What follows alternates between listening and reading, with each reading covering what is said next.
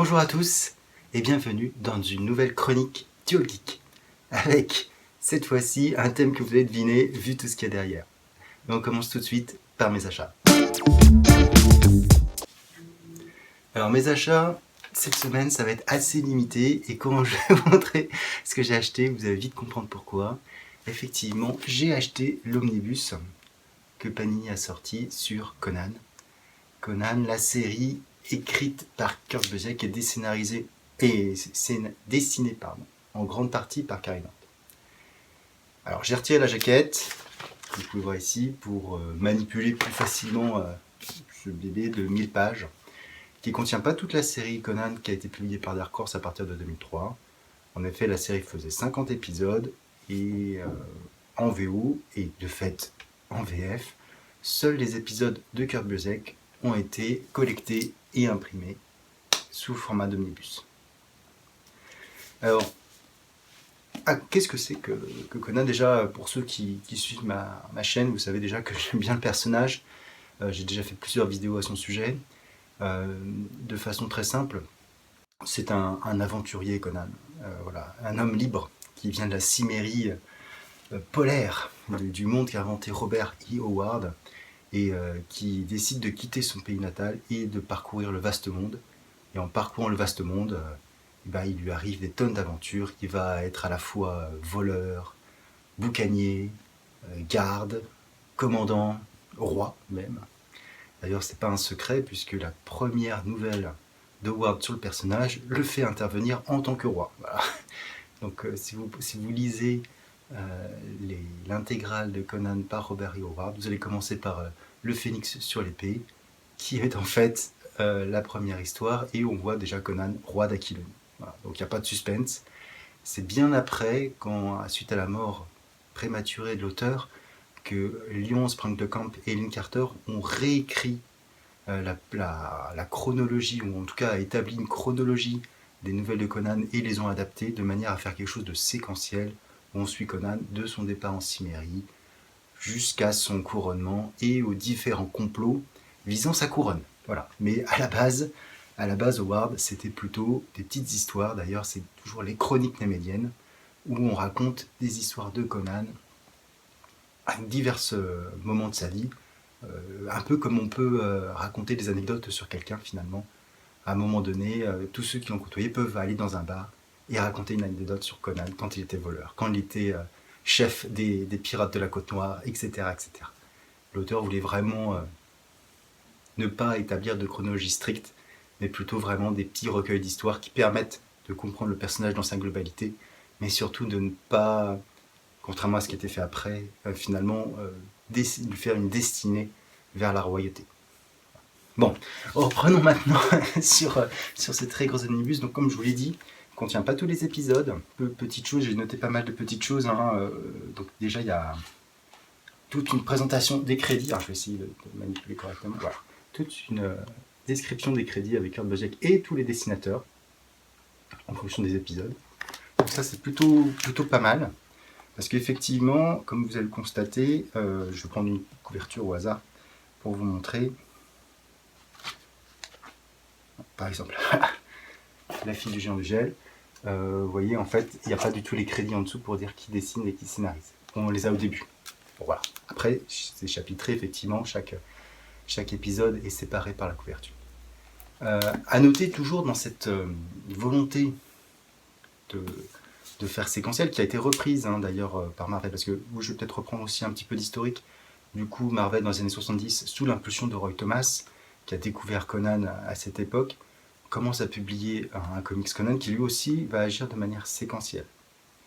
Et vu le succès de la série, ils vont lancer une autre série un peu plus mature, un peu plus adulte, que Conan the Barbarian, mais Savage Sword of Conan, dessiné en grande partie par l'immense John Buscema. Et c'est en noir et blanc, du coup ça passe par rapport aux Comic Codes un petit peu entre les mailles du filet, donc il y a beaucoup plus de violence dans ces histoires.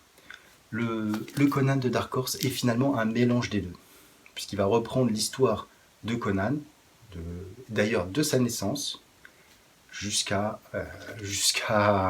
etc. Parce qu'il y a plusieurs séries chez Dark Horse. mais en reprenant également toute la violence qu'il peut y avoir dans Savage World. Donc c'est vraiment un mélange de ces deux séries Marvel. Marvel qui avait perdu les droits à un moment donné, qui ont été donc récupérés par Dark Horse, et qui les a récupérés depuis, mais voilà. Donc c'est vraiment une synthèse de tout ça que nous fait Kurt Busiek. Et d'ailleurs, dans cet omnibus, alors bien, mal, ça dépend des points de vue, mais effectivement, il commence par la jeunesse de Conan. Donc la jeunesse de Conan qui est dessinée par Greg Wolf, qui est légèrement différente en termes de style graphique par rapport à Carrément. D'ailleurs, je vais peut-être vous montrer autre chose que ça. J'ai un format un petit peu plus facile à manipuler que je vais vous présenter tout de suite parce que du coup, moi, je ne savais pas que cet omnibus sortait et du coup, j'ai déjà acheté des choses parce que Conan, sous cette version, est déjà sorti en français. Il faut voir que ce n'est pas une première édition, ce n'est pas des inédits. C'est déjà sorti en français, à la fois chez Soleil, puis chez Panini. Et oui, Panini a publié du Conan par Dark Horse. Voilà. Et donc moi, comme je suis arrivé bien après la bataille, puisque moi j'ai découvert Conan moi j'ai découvert Conan via cette collection Hachette. Je sais pas tous les numéros, mais voilà, c'est vraiment à partir de cette collection qui a commencé, je ne sais plus quand, mais du coup je regarderai, ou dites-moi dans les commentaires quand c'est qu'a commencé, mais du coup c'est à partir de ce moment-là que j'ai découvert vraiment Conan. Je connaissais le personnage via les films, évidemment, mais de façon très biaisée finalement. Les films étant une adaptation qui ne reprennent pas la totalité du personnage, de son caractère et surtout de la vision de l'auteur. Donc j'avais commencé par ces tomes, j'avais vraiment accroché, et puis après j'ai vu que Panini sortait les intégrales, j'ai vu que côté VO, comme Marvel avait récupéré les droits de Dark Horse, ils ressortaient des Epic Collection, et donc ce sont les Epic Collection que j'ai commencé à acheter. Du coup, les Epic Collection, c'est ce format beaucoup souple, contient entre 15 et 20 épisodes en fait, et qui reprend, alors cette fois de façon épisode par épisode, contrairement à l'omnibus qui reprend effectivement toute la jeunesse de Conan, qui sont des épisodes qui se situaient, je dirais, de manière un peu filine entre chaque arc. Donc c'est pour ça qu'on a des épisodes 8, 16, 42, etc. Alors que là, si on suit bien l'ordre des épisodes, du coup, la jeunesse de Conan arrive au moment où ça a été publié. Alors, est-ce que c'est bien, est-ce que c'est mal? Ça dépend vraiment de la façon dont vous appréhendez l'œuvre. Je pense que pour commencer le personnage et bien le situer, c'est assez intéressant de voir de sa naissance sur le champ de bataille jusqu'à la bataille de Vénarium, qui est vraiment l'acte qui forge la légende de Conan en dehors des terres de Cimmérie. Voilà, donc je pense que c'est un bon point de vue, et puis après on repart sur un Conan qui quitte sa Cimmérie. Voilà, donc je trouvais ça plutôt intéressant comme point de vue. C'est pas le point de vue qui est repris ici dans les Epic Collection, mais voilà. Alors, juste en termes de format, comme vous pouvez le constater, les Epic Collection sont un peu plus petites. Du coup, c'est pas très grave, mais voilà. Ça va être du coup plus facile pour moi de vous présenter un petit peu ces épisodes. Voilà, donc on a du Carrie Nord qui, je vais essayer de pas trop vous spoiler, mais vous montrer quand même quelques pages de ce dessinateur qui sont toujours très très belles, très bien colorisées. La couleur joue beaucoup, forcément, c'est un ensemble. Voilà. Donc Kurt Busiek reprend effectivement l'histoire de Conan, s'inspire quand même globalement pas mal du Conan de Roy Thomas, le Conan le barbare de Roy Thomas. D'ailleurs, fait marquant, vous allez découvrir au cours de cet omnibus un personnage féminin qui s'appelle Janissa, qui travaille pour un prêtre d'Ibis Calantès. Et en fait, qui est Janissa? Je vous le donne dans le mille, je pense qu'il y avait une problématique de droit, mais Janissa, c'est en fait Red Sonja. Et oui, une réinterprétation de Red Sonja que je n'ai encore pas retrouvée, comme la dernière fois que je l'ai présenté lors de ma vidéo. Red Sonja. Voilà, et en fait, il y a une version plus trash dans cet omnibus qui est Janissa, qui travaille pour le prêtre d'Ibis Calantès. Et d'ailleurs, c'est marrant parce que du coup, tout se reprend effectivement dans le tome de Red Sonja que je vous avais chroniqué également. On voit bien cette histoire avec le prêtre Calantès qui fait appel à Red Sonja pour trouver hop, je vais essayer de le retrouver. là aussi un parchemin, hein, il me semble, voilà. C'est Calantès qui fait appel à Red Sonja, qui va croiser forcément la route de Conan, exactement la même chose. D'ailleurs, c'est c'est assez marrant parce que Conan, j'en avais parlé aussi dans les toutes premières des vidéos, l'éternel recommencement. C'est vrai que les histoires sont tellement fortes que les auteurs ne peuvent pas se priver de passer par les nouvelles de Robert E. Howard. Et du coup, c'est vrai qu'on a des multiples adaptations de ces nouvelles. Voilà. Et donc là, dans cette reprise de Conan par Dark Horse, c'était également le cas. Voilà, on reprend. Red Sonja n'existe plus, c'est Janissa qui est un personnage beaucoup plus dur, beaucoup plus marqué, beaucoup plus dark. D'ailleurs, comme je vous l'ai dit, comme c'est la fusion de Conan le Barbare et de Savage Sword, ça défouraille. Ça défouraille et donc c'est beaucoup plus violent. D'ailleurs, Kurt Busiek fait un personnage de Janissa très très tourmenté, qui a été torturé pour devenir ce qu'elle est, contrairement à Red Sonja qui du coup avait eu une apparition divine, il me semble, pour devenir cette guerrière. Voilà, là c'est beaucoup moins rêveur, c'est beaucoup moins le monde des bisounours. Voilà, bon, c'est un point de vue. Du coup, cet omnibus contient l'équivalent en termes d'épisodes. Hop, je vous le présente. Donc ça c'est les premières Epic Collection, deuxième Epic Collection et troisième Epic Collection. Voilà, donc en fait, là il y a la totalité de la série Dark Horse, c'est 50 épisodes plus la série qui suit Conan the Cimmerian.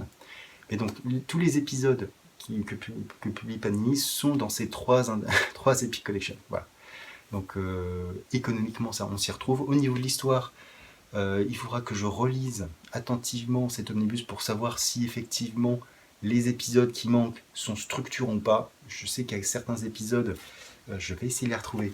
Parce que, c'est pas dit. Hein. On m'a parlé des épisodes scénarisés par Matt Mignola. Effectivement, ils ne sont pas dedans. Moi, je pensais plus... ça va combien sur 39. Je pensais plus aux épisodes de Paul Lee, que je vais vous montrer, qui ne sont pas dedans, mais qui sont finalement une petite histoire en dehors de la grande histoire, hein, comme je l'ai dit, mais je ne vais pas le retrouver, forcément. Parce que ça serait trop simple si je le retrouvais tout de suite. Voilà, donc je ne vais pas le retrouver, donc je vous mettrai une petite capture quelque part pour vous indiquer de quoi il s'agit.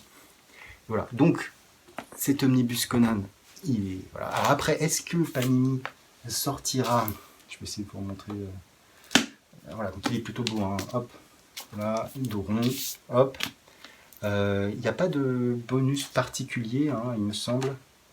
Ah si, il y a quelques bonus, je suis mauvaise langue, j'avais pas regardé jusqu'au bout, il y a des illustrations, il y a pas mal de petites choses à la fin, je dirais une bonne trentaine de pages, voire 40 pages, hein, de bonus, d'illustrations, de couverture spéciale. Donc si, il y a quand même du bonus. On voit mal parce que il est... on fait de la muscule avec. Hein. Il doit peser effectivement 2 kg, je pense, cet omnibus. Donc c'est pas hyper pratique à manipuler comme ça. Néanmoins, je pense qu'il est beaucoup moins lourd que celui d'Onslaught qui est sorti récemment. Voilà. J'aurais dû vous amener un omnibus VO pour que vous puissiez la voir la différence, parce que du coup, pour information, hein, au niveau de la largeur, je pense que cet omnibus est équivalent à un omnibus VO de 1300 pages. C'est-à-dire que le papier VO est beaucoup plus fin. Voilà. On peut dire ce qu'on veut sur la qualité des omnibus, mais le papier est quand même de bonne qualité. D'ailleurs, ça se voit aussi sur les Epic Collection, où le papier est quand même assez fin. C'est pas du papier à cigarette, mais on sent nettement qu'il y a du grammage en moins. Et voilà, donc là, cet omnibus, je pense qu'on est en termes de qualité quand même vraiment, vraiment au top. Voilà. Donc, petite présentation de cet omnibus, hein, donc comme vous l'avez pu voir, des crédits, des épisodes de la jeunesse, puis l'histoire qui commence et qui se déroule ainsi de suite. Réinterprétation des histoires de Robert E. Howard en s'inspirant de Conan le Barbare et de Savage Sword. Réinterprétation de Red Sonja. Donc que du bon sur cette partie, et puis des dessinateurs qui sont extraordinaires, quoi, car ils mordent sur l'arc avec les hyperboréens, c'est juste génial. Moi, c'est un de mes arcs préférés de ce run. Il y a plein d'autres choses, hein, mais celui-là, au début, m'avait vraiment mis une claque. Donc ça arrive très très vite, vous inquiétez pas. Après la fille du géant du gel, ça arrive, et voilà. Là aussi, cette réinterprétation de cette toute petite nouvelle qui fait une vingtaine de pages, voilà, est très très efficace. Voilà. Donc c'était ma petite présentation de cet omnibus. Et maintenant, on va passer peut-être à la seule revue de la vidéo, parce qu'elle a déjà été très longue. Donc, j'avais envie de vous parler pour la review de cette chronique de Superman écrase le clan. Voilà. C'est une bande dessinée que j'ai trouvée par hasard en farfouillant les rayons de la médiathèque de ma ville. Alors c'est du format Urban Kids, donc ça se rapproche un petit peu, donc c'est la couverture souple. Ça coûte 10 euros, je ne sais plus combien de pages, mais c'est juste une collection qui est extraordinaire. Il y a 225 pages pour 10 euros. Ça reprend un petit peu la même idée que la collection, des dynasties Donald par Karl Barks ou le Picsou de Don Rosa chez Glénat, donc un peu le même style de couverture, pour vous donner un ordre d'idée. Voilà. Et cette histoire, donc scénarisée par Jean Yu Wang et dessinée par Giru Hiru, en fait, elle m'a appris plein de choses. Alors c'est basé, d'ailleurs première chose, basé sur le feuilleton radiophonique des années 40, puisqu'en 1946, il y a eu cette histoire sur plus d'une dizaine d'épisodes radiophoniques, et qui va sur le thème du Ku Klux Klan, même si à l'époque ils ne pouvaient pas le dire, donc ils ont changé, et donc ils ont fait une autre organisation raciste, la croix de feu, mais voilà, les allusions sont tellement claires que voilà. D'ailleurs c'était bien l'idée, il y a tout un éditorial à la fin pour expliquer la volonté qui avait été faite par rapport à ça, et donc c'est très intéressant. Voilà. Et surtout ça permet de voir un autre pan, malheureusement, de ces discriminations qui ont pu être faites. Bon, moi j'avoue que je n'avais aucune idée. Les immigrés chinois qui sont allés en Californie à l'époque ont eux aussi été persécutés par le clan, en fait. Et donc cette histoire raconte ceci. Donc cette histoire raconte l'arrivée d'une famille qui habitait à Chinatown et qui va s'installer à Metropolis dans les années 40, en 1946. Et parce qu'en fait, alors là aussi c'est tout expliqué à la fin, mais c'est assez monstrueux de voir ce qu'il y a pu avoir comme ségrégation aux États-Unis, et ce que la guerre, d'une certaine façon, a changé. On sait effectivement toutes les ségrégations qu'il y a eu avec les Afro-Américains, même si la guerre de sécession a conduit à la victoire du Nord, ça s'est pas passé comme une lettre à la poste. Il y a eu beaucoup de choses, malheureusement, qui ont perduré jusqu'aux années 60. Les gens d'origine chinoise, c'est la même chose. Ils ont été toujours dessinés, caricaturés de manière très violente, jusqu'à la Seconde Guerre mondiale, où du coup, le gouvernement a complètement changé son optique, et c'est devenu vraiment des citoyens intégrés par rapport aux Japonais. Alors d'ailleurs,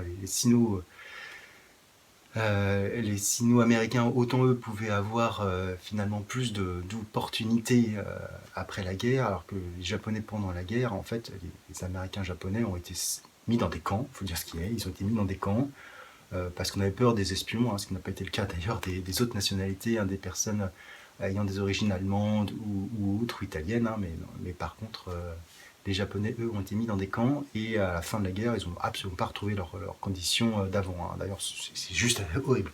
Et donc, il y a eu toute une propagande du gouvernement américain pour faire passer, pour dire que les Américains d'origine chinoise étaient maintenant vraiment leurs alliés, etc.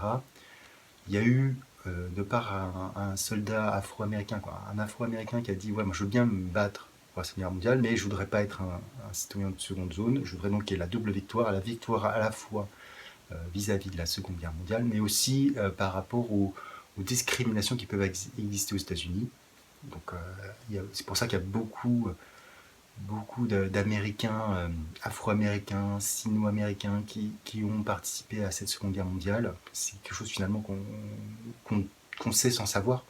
Et si les Sino-Américains ont pu profiter d'une intégration plus facile, ça n'a pas forcément été le cas pour les Afro-Américains. Du coup, là, on raconte. Du coup, je mets beaucoup de contexte, mais c'est très, très important à mon sens de mettre tout ce contexte. Et d'ailleurs, Urban a dû sûrement reprendre la version américaine de l'éditorial, mais très très intéressante. Et donc, ce qui se passe, donc ça se passe dans les années 40. Donc c'est vraiment l'adaptation du feuilleton radiophonique. Donc une famille sino-américaine, voire arrive à Métropolis. Le mari a trouvé un emploi dans un laboratoire.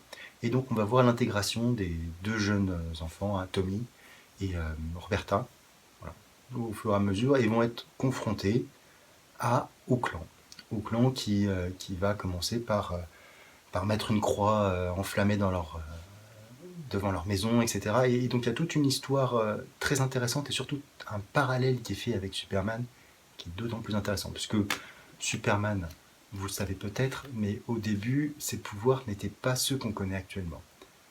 Il avait effectivement des capacités surhumaines, mais il ne volait pas. Il ne dégageait pas de rayons avec les yeux, il n'avait pas de souffle glacé, etc. Il avait des capacités surhumaines, il était très rapide, mais il ne volait pas. Super force. Et du coup, cette histoire fait aussi le parallèle avec la vie de Superman, qui est un immigré, hein, qui est arrivé, voilà, qui est kryptonien à la base et qui a été accueilli, intégré. Et tout un message finalement d'acceptation de ce que l'on est et d'arrêter de se limiter pour s'intégrer. C'est aussi ça qui est intéressant, c'est finalement en se limitant pour être le plus banal possible, pour faire le moins de vagues possible, eh ben, on se renie d'une certaine façon, c'est aussi le message. Et c'est un message qui est à la fois perçu par Superman et perçu par les enfants Lee, Tommy et Roberta, surtout Roberta, qui est finalement un des personnages principaux. C'est presque Superman existe, il est présent, c'est lui le héros, mais et il lui arrive plein de choses très intéressantes au cours de ces épisodes où finalement il va découvrir ses origines. Mais c'est vrai que en termes de représentation, il a maille à répartir avec Roberta, qui est un personnage effectivement qui prend beaucoup de place et qui est très intéressant parce que voilà, c'est une jeune fille qui ne veut pas se laisser faire et qui avance. On a aussi une Lois Lane qui est toujours très indépendante. Vraiment c'est un bon petit comics très très bien fait sur l'histoire et sur tout ce que ça peut raconter. Donc je ne peux que vous le conseiller. Je vais vous montrer quelques planches quand même pour vous parler du style graphique, hein. Le style graphique qui fait très dessin animé, qui est très très propre.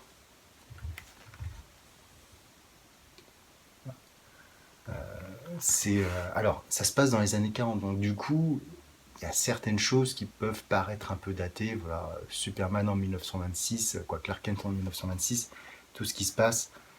Voilà, l'influence des médias de l'époque, donc les journaux, qui maintenant est un peu moindre de par la surexposition d'informations par Internet et par plein d'autres choses, mais voilà, il y a quand même vraiment pas mal de bonnes choses. Et puis voilà, on a des splash pages qui sont vraiment sympas.